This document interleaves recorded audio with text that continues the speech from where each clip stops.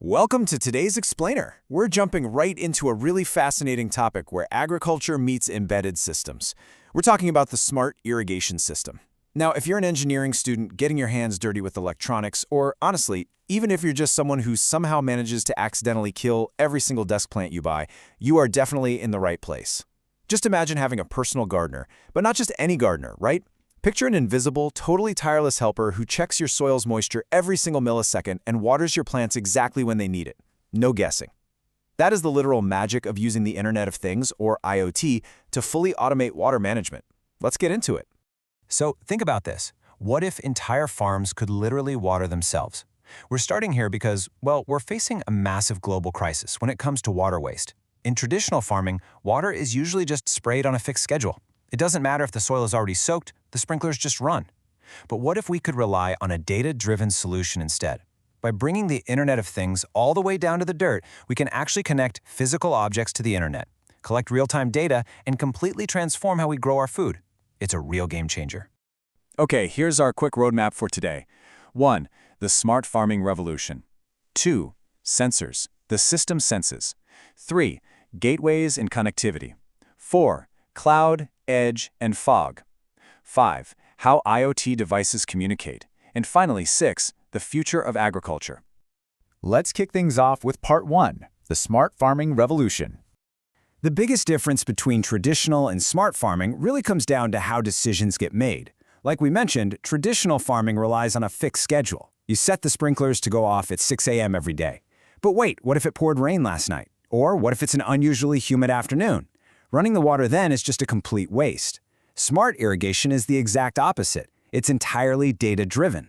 We're talking about sensors continuously monitoring temperature, rainfall, and soil moisture content. The system analyzes that exact data and figures out the precise amount of water needed, so it's precision versus pure guesswork.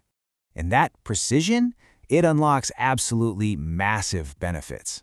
First and foremost, we're conserving water. We are saving a huge amount of our most precious resource. Then you've got reduced manual labor and significantly lower operational costs. But honestly, for the plants themselves, it's all about improved crop health. You're completely preventing overwatering, which rots the roots, and underwatering, which stunts growth. And the best part is, whether it's your backyard garden, a massive golf course, or a commercial farm, this data-driven approach scales perfectly. Moving right along to Section 2, Sensors. The system senses. To really understand how an IoT system is built, you kind of have to look at it from the bottom up. At the very base layer, we have the sensors. Think of these as the senses of our entire system. They're physically touching the soil and feeling the environment. Next up are the processors. That's the brain where the raw data gets analyzed locally. After that, we have the gateways. These act like the nervous system, routing our data out to the wider world. And finally, sitting at the top, we have the applications. That's where you and I actually visualize the data on a screen and control the whole shebang. So, if you're an engineering student, or maybe just a hobbyist planning out your first embedded systems project, think of this as your hardware shopping list. First, you start with microcontrollers. Things like the Arduino Uno, the Node MCU, or the ESP32, those are your processors. Then, you'll grab a DHT11 or DHT22 sensor to measure temperature and humidity, along with a physical soil moisture probe. Finally, to actually do something with that data, you need a relay module. The relay is basically a simple electrical switch. It lets your tiny, low-voltage microcontroller safely trigger a big, high-voltage water pump to turn on and off. Which brings us to Section 3, Gateways and Connectivity. Okay, so our soil sensor knows the dirt is dry, but how in the world does it actually tell the water pump to turn on? To answer that, we look at the 4 evolutionary stages of an IoT workflow. Stage 1 is sensing, gathering that raw data. Stage 2 is transmission, sending the data over a network. Stage 3 is processing, crunching the numbers. And Stage 4 is action, triggering the physical response. It's kind of like an automatic water bottle for your plants. It senses that it's empty, transmits that status, processes the "hey, refill needed" command, and takes action by opening a valve. Simple, right?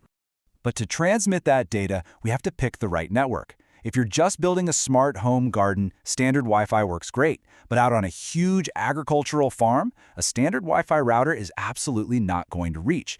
That's where LPWAN technologies like LoRaWAN step in. LoRaWAN gives you long-range, low-bandwidth communication. It is literally perfect for battery-powered sensors sitting way out in a field for months at a time. And looking forward, we have 5G, which can handle massive amounts of devices all at once with incredibly low latency. That means the delay between sensing dry dirt and turning on the water is basically zero. All right, Section 4, Cloud, Edge, and Fog. Let's put on our system architect hats for just a second to conceptualize this 7-level IoT reference model. At level 1, way down at the bottom, we have our physical devices, the soil sensors and the pumps. As data moves up the chain, it hits level 3, edge computing. This is where really immediate critical data is processed right on site. Then, if the data needs long-term storage or some heavy-duty complex analysis, it travels all the way up through levels 4 to 7, entering the cloud for data accumulation and big-picture reporting. Let's demystify those two terms real quick. Why use edge versus cloud? Well, edge computing happens locally, right next to the sensor. It is absolutely vital for immediate, low-latency tasks. Think about it. If a pipe bursts and your field is flooding, you want the edge processor to shut off that pump instantly. You definitely do not have time to wait for a signal to bounce to a remote cloud server and back. Cloud computing, though, handles the heavy lifting. That's where you send your daily moisture averages over a 6-month period to analyze long-term crop trends. They're two totally different tools that work perfectly in tandem. Moving to Section 5, how IoT devices communicate. So, what language are all these devices actually speaking? In IoT, the MQTT protocol is incredibly popular, and it uses a really neat publish and subscribe model. Instead of devices constantly yelling over each other, we use a central broker. It's basically a group chat. Our soil moisture sensor acts as a publisher. When the dirt is dry, it publishes a message saying moisture is low to a specific topic on the broker. Meanwhile, our water pump and our smartphone app are subscribers, just listening to that topic. The second the broker gets the message, it pushes it out, turns the pump on, and pings your phone. Let's actually trace the full journey of one single data reading. Step 1, the sensor measures the analog resistance in the dirt. Step 2, the microcontroller reads that value and compares it to a threshold we programmed, like, hey, is the moisture less than 30%? Step 3, if it is below the threshold, the microcontroller shoots a digital signal to the relay. The relay clicks over and turns the pump on. Step 4, the pump waters the plant until the moisture rises back above that threshold and then turns it off. Step 5, throughout this entire process, the microcontroller is packaging up all these readings and uploading them straight to the cloud. And to actually program all this, you're usually going to use the Arduino IDE. You'll write some fairly simple C++ functions, you use a setup block to initialize your pins, and then a continuous loop where you use the analog read command to check the sensor and digital write to control that relay. The data gets formatted into lightweight text formats like JSON.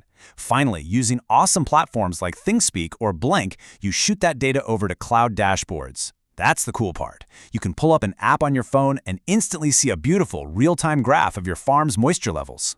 Finally, Section 6, the future of agriculture. What is so incredibly powerful about this bottom-up architecture is just how effortlessly it scales. The exact same logic, sensor, processor, relay, cloud, that keeps a little potted plant alive on your desk can be multiplied.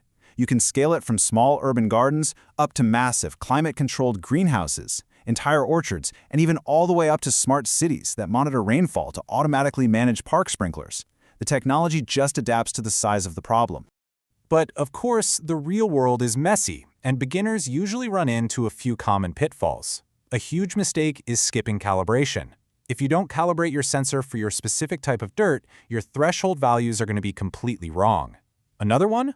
Trying to use Wi-Fi over way too long of a distance instead of a protocol like LoRaWAN, which just leads to dropped connections.